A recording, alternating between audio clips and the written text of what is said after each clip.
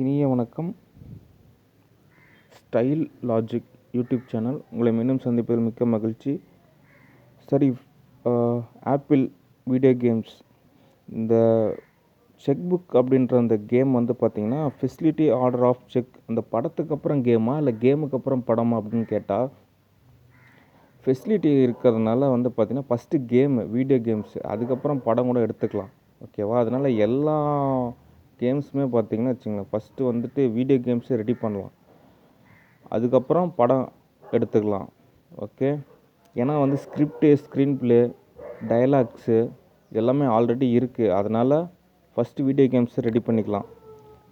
ஓகேவா? அதனால் என்னென்னா கேம் டெவலப்பர்ஸ் நீங்கள் ஷிஃப்ட்டு படி ஒர்க் பண்ணலாம். 24 ஹவர்ஸ் ஒர்க் பண்ண தேவையில்ல. அதெல்லாம் ஷிஃப்ட்டு படி ஒர்க் பண்ணிக்கலாம். டே ஷிஃப்ட்டு, நைட் ஷிஃப்ட்டு, 8 ஹவர்ஸ் அப்படின்னு சொல்லிட்டு கண்டினியூவாக ஒர்க் பண்ணிகிட்டே இருங்க. ஓகேவா? ஆப்பிள் என்னை தேடி வாங்க. ஓகேவா? அதுக்கப்புறம் இந்த செக் புக் வீடியோ கேம்ஸில் வந்து சில இன்ஸ்லாம் இருக்குது. அது நேரில் வந்தால் தான் அதை நான் உங்களுக்கு எக்ஸ்பிளைன் பண்ணி சொல்ல முடியும். இதெல்லாம் நம்ம சேர்த்துக்கலாம், இப்படியெல்லாம் நம்ம இது பண்ணிக்கலாம்னு சொல்லிட்டு நீங்கள் நேரில் வந்தீங்கன்னா இந்த பேஜெல்லாம் எப்படி எப்படி இருக்குன்றதை நான் சொல்லிடுவேன். ஓகே, அதன்படி நம்ம ரெடி பண்ணிக்கலாம். சரி, அடுத்த கொஸ்டின், இந்தியாவுக்கான ஒரு கொஸ்டின். தலைவர் இப்போது கிங்டம் அறிவிச்சாச்சு. இப்போ அடுத்தது என்ன செய்ய போகிறீங்கன்னு சொல்லிட்டு ஒவ்வொருத்தரும் ஒவ்வொரு இன்ஸ் சொல்கிறாங்க. அதாவது இந்த பிரச்சனை எப்படி சமாளிக்க போகிறீங்க, அந்த பிரச்சனை எப்படி சமாளிக்க போகிறீங்க. குவாலிஃபிகேஷன் வந்து ஆல்ரெடி முடிஞ்சிருச்சு. இப்போ நீங்கள் அடுத்தது என்ன செய்ய போகிறீங்க அப்படின்ற ஒரு கொஸ்டின் இருக்குது. இதுக்கு நான் என்ன சொல்கிறேன் அப்படின்னா, வல்லரசு நாடுகள்னு சொல்லிட்டு எர்த்தில் வந்து நிறைய நாடு இருக்குது. ஓகேவா? பூலோகத்தில் நல்லா வல்லரசு நாடாக இருக்கக்கூடிய பல நாடுகள் இருக்குது. ஓகேவா? அதுதான் மாடல் மேப். ஓகேவா? நம்ம ஒவ்வொரு பிரச்சனையுமா நுண்ணியமாக போயிட்டு இதை சரி செய்யலாம், இதை சரி செய்யலாம்னு சரி செஞ்சுட்டே இருந்தால் நாட்கள் ரொம்ப நாள் ஆகும். அதனால் மாடல் மேப் இருக்குது.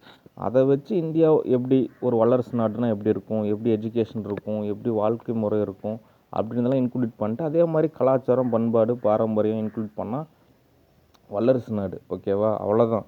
ஒன்றும் பெரிய ஆஃபீஸ் ஒர்க்கெலாம் அவ்வளோ பெரிய ரிஸ்க்கெல்லாம் இல்லை. ஏன்னா டெக்னாலஜி அந்தளவுக்கு இருக்குது. ஓகேவா? சேட்டலைட்லேருந்து ஸ்பேஸ் ஸ்டேஷன் வரைக்கும் எல்லாம் மார்ஸுக்கு போயிட்டுருக்காங்க வல்லரசு நாடுகள்லாம். இப்போ போயிட்டு நம்ம அதை செய்கிறோம், இதை செய்கிறோம் இதையே பெருமையாக பேசிகிட்டு இருந்தோம்னா, நலத்திட்டங்கள் ஓகே, அதை தாண்டி நிறையா நல்ல விஷயங்கள் இருக்குதுன்னு நான் சொல்ல வரேன். ஓகே, அதனால் இந்தியா ஆஃபீஸ் ஒர்க்கை பொறுத்த வரைக்கும் ஒரு ப்ரொஃபஷ்னலாக ஆஃபீஸ் அமைச்சோம்னா ஒரு வாரம், ஒரு மாதம், ஒரு வருஷம் டக்குன்னு வேலை முடிச்சோம்னா இந்தியா வல்லரசு நாடு ஆகிடும். ஓகேவா? மற்றபடி எல்லாமே ப்ரொசீஜர் தான். ஓகே, சரி, அடுத்த கொஸ்டின். விக்னேஷ் சிவன் டைரக்டர் கிட்டத்தட்ட நைட் டைம் தான் ஒர்க் பண்ணுறாரு. 11 மணி, நைட்டு 11 மணி. அந்த டைமுக்கெல்லாம் கொஞ்சம் அலர்ட்டாக இருங்க. அதே மாதிரி விடியங்காத்தால் இந்த 6 to 8 அப்படின்றதுலையும் கொஞ்சம் அலர்ட்டாக இருங்க. ஓகே, இதில் என்ன அப்படின்னா, கிட்டத்தட்ட ஆக்ட்ரஸ் நயன்தாராவை சென்னை அவ்வளோ வெறுக்குது, எவ்வளோ சிரமம். ஆனால் அவங்ககிட்ட இந்த பணம் கிடைக்க மாட்டேங்குது. கிட்டத்தட்ட 8-10 வருஷமாக பக்கமாக கூட வந்துடும் போல் இருக்கு. ஆனால் என்ன செக்கு பணம் கிடைக்க மாட்டேங்குது. அது இல்லாமல் அவங்ககிட்ட வந்து சரியான ரெஸ்பான்சிபிலிட்டி இருக்க மாட்டேங்குது, சரியான ஒழுங்குமுறைகள் இருக்க மாட்டேங்குது. ஒவ்வொன்றும் கட்டாயப்படுத்தி, வற்புறுத்தி, வன்முறை அதிகமாக இருக்குது, குறுக்கு வழி அதிகமாக இருக்குது, ஒரு இலகுவான தன்மை எதுவுமே இல்லை, நிறையா மைனஸ்ஸு. அதெல்லாம் சரி செய்யணும்னா செக்கு தான். அவங்க எதோ செக் கொடுத்தாங்கன்னா அதுக்கு அடுத்தது என்ன ப்ரொசீஜர் அப்படின்றத யோசிக்கலாம். மற்றபடி அவங்கள கொண்டாடுற அளவுக்கு அவங்க ஒன்றும் அவ்வளோ பெரிய ஆள் கிடையாது. ஓகே, அதனால் அந்த எரர் மட்டும் சரி செஞ்சுங்க. விக்னேஷ் சிவனோட டைரக்டர் லோகேஷ் கனகராஜ். ஓகே, நியமிக்கிறேன். ஏன்னா விக்னேஷ் சிவனை வந்து நம்ப முடிய மாட்டேங்குது. ஏன்னா அவர் வந்து நயன்தாராவுக்கு ஒரு அசிஸ்டண்ட்டாக இருக்குது. அப்படி ஒரு இந்த படத்துக்கு உண்டான ஒரு வேல்யூ இல்லாமல் போயிடும். அதனால் அசிஸ்டன்ட் டைரக்டராக லோகேஷ் கனகராஜ் நியமிக்கிறேன். ஓகேவா? அப்புறம் இந்த ஸ்ருதிஹாசனுக்கும் லோகேஷ் கனகராஜுக்கும் கமல்ஹாசனுக்கும் சண்டை நடைபெற்று கொண்டே இருக்கிறது. அதனால் 3 பேரும் சமாதானமாக ஒரு முடிவுக்கு வாங்க. ஓகே, சரி, அடுத்த கொஸ்டின். இந்த பப்பர் ஃபிஷ், அமெரிக்காவில் இருக்கக்கூடிய அந்த பப்பர் ஃபிஷ் 24 ஹவர்ஸில் தூங்குற நேரம் தவிர மற்ற எல்லா நேரமும் டார்ச்சர். அதை எப்படி சரி செய்கிறது அப்படின்னா, அந்த பஃபர் ஃபிஷ்ஷை வச்சு படம் பண்ணாலுமே அது மைனஸாக தான் இருக்குது. சரி, படம் பண்ணலைன்னாலும் மைனஸாக தான் இருக்குது. அதுக்கு பணம் கொடுத்தாலும் மைனஸாக தான் இருக்குது.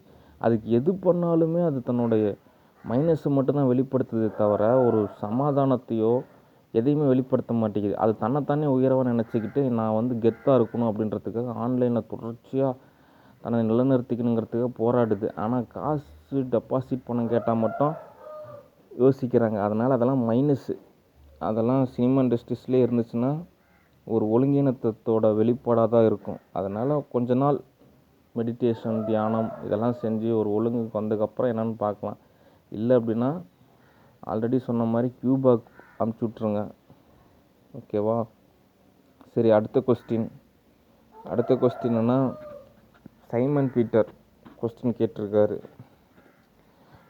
என்ன ஆன்சர் அப்படின்னா, ஃபஸ்ட்டு தன்னோட குறைகள் எல்லாத்தையுமே அக்செப்ட் பண்ணிக்கணும். அதுக்கப்புறம் தான் அடுத்தது நிறைகளை நம்ம ஏற்றுக்க முடியும்.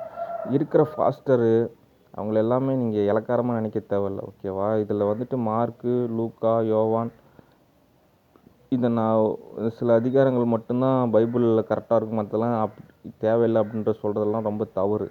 மொத்தமாக ஒரு முழு பைபிள்ன்றதே அது ஒரு கோட் வேர்டு மாதிரி. அதில் நிறைய நன்மைகளும் இருக்குது. ஓகே, அது நிறையா விஷயங்கள் லேர்னிங் பண்ணணும்.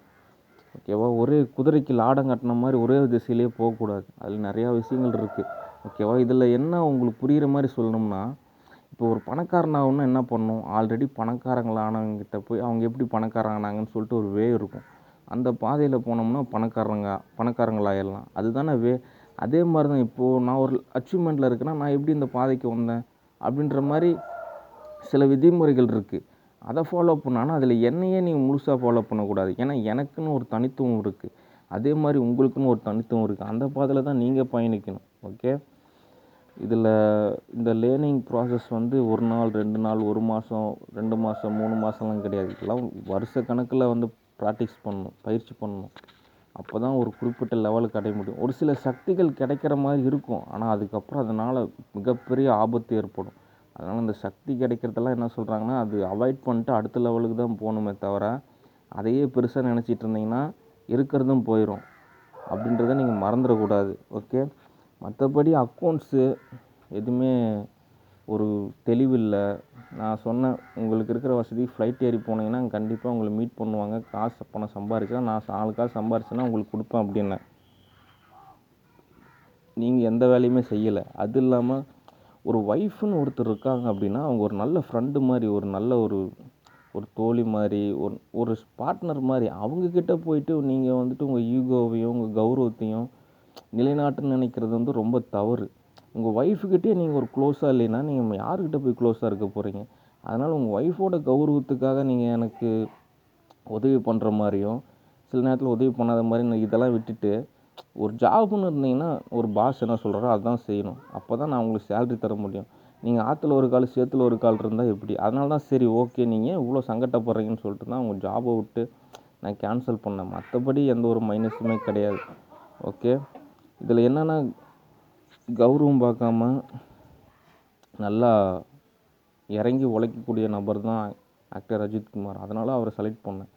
அவர் ஒரு குட் பர்சன். ஓகே, சரி, அடுத்த கொஸ்டின் என்னென்னா, கடைசியாக எண்டிங் ஜோ பைடன் கிட்ட தான் எரர் காட்டுது. ஏன்னா ஜோ பைடன் நினச்சா நான் யூஎஸ்ஏல இருந்திருக்கலாம். ஒரு வேளை நான் யூஎஸ்ஏக்கு எலெக்ஷன் முடியறதுக்குள்ளே யூஎஸ்ஏ வரலைன்னா ஜோ பைடன் கேன்சல் பண்ணிட்டு ட்ரம்ப்பை தான் பிரசிடெண்ட்டாக நியமிக்கலாம். ஏன்னா ட்ரம்ப் சொல்கிறத செய்வாப்படி. யார் நம்ம சொல்கிறத செய்கிறாங்களோ அவங்கள நியமித்தா தான் வேலை நடக்கும். மற்றவங்களாம் சும்மா அதை கேட்டுட்டு அண்ணனுக்கு ஒரு ஊத்தாப்பன்னு சொல்லிட்டு போயிட்டே இருப்பாங்க. அதனால் சொல்கிற வேலையை செய்கிறவங்கள நியமித்தா தான் வேலை நடக்கும். அதனால் லீடர்ஸ்லேயே நிறையா ஃபில்டரிங் பண்ண வேண்டியதாக இருக்குது. ஒரு சில லீடர்கள் நம்ம என்ன சொல்கிறோமோ அதை செய்கிறாங்க, இன்னும் பகுத்தறிவாகவும் செய்கிறாங்க. அவங்களுக்கெல்லாம் ஒரு மிகப்பெரிய பாராட்டு. ஓகே, சரி, கடைசியாக என்ன தகவல் அப்படின்னா, இந்தியா பொருளாதார அளவில் மேம்பட்டுடலாம். அதெல்லாம் ஒன்றும் ஒரு பெரிய விஷயம் இல்லை. நான் அமெரிக்கா போனால், ரஷ்யா போனால் அங்கேருந்து கேஷ் வாங்கிட்டு ஒரு 2-3 நாள் அக்கௌண்ட்ஸில் எல்லாம் பேங்கிங் சிஸ்டம் தான், உடனே டெவலப் ஆகிடும். ஆனால் அதை தாண்டி உளவியலாக ஒரு விஷயம் இருக்குது. மகிழ்ச்சிகரமான நாடாக இருக்கணும். எப்பயுமே துன்பத்தை எதிர்பார்க்கக்கூடாது. சில பேரெல்லாம் பார்க்குறேன், அவங்களாம் அவங்களோட ஆத்மா எப்படின்னா அவங்க துன்பத்தை மட்டும்தான் தேடுவாங்க. அவங்க நீங்கள் எடுத்துகிட்டு போய் சொர்க்கத்திலே வச்சாலுமே அவங்க அங்கேயும் அவங்க தங்களை தங்களே வந்து துன்பப்படுத்திக்குவாங்க. அதனால் இந்த துன்பத்தை விரும்பாமல் ஒரு ஆனந்தமாக ஒரு நிம்மதியாக வாழ்கிற வாழ்க்கையில் ஏதாவது ஒரு பயனுள்ளதாக ஏதாவது ஒரு அர்த்தம் உள்ளதாக வாழணும். ஓகே, அதனால் முதல்ல மகிழ்ச்சிகரமான நாடாக இருக்கக்கூடிய ஒரு சூழ்நிலையை உருவாக்கணும். ஓகே, சரி, see you next video, bye.